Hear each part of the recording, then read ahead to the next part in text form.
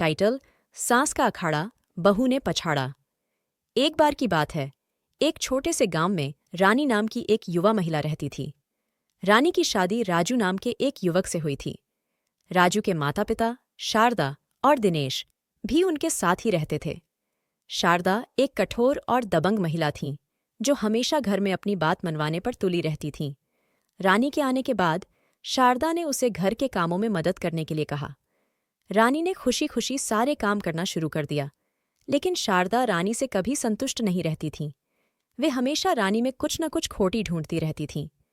एक दिन शारदा ने रानी को आटा गूंथने के लिए कहा। रानी ने बड़ेढ़ी मेहनत से आटा गूंथा, लेकिन शारदा को आटे में नमक कम लगा था। उन्होंने रानी को डांटा और उसे फिर से आटा गूंथने के लिए कहा।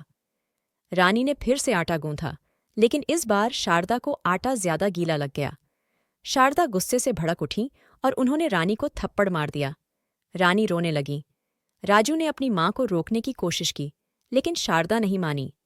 उसी समय रानी के पिता रामू वहां आ गए।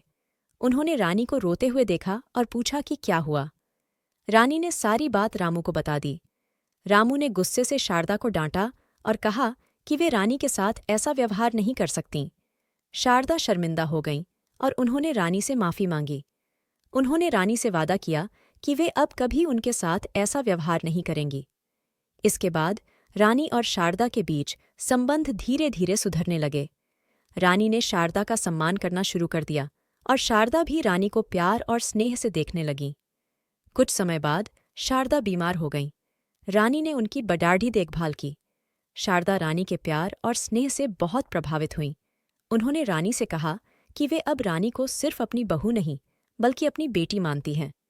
इस तरह रानी ने अपने प्यार और स्नेह से अपनी सास का अखाड़ा पछाड़ दिया। इस कहानी से हमें यह सीख मिलती है कि प्यार और स्नेह हर मुश्किल को आसान बना सकते हैं। बड़ों का सम्मान करना चाहिए, गलतियों से सीखकर आगे बढ़ना चाहिए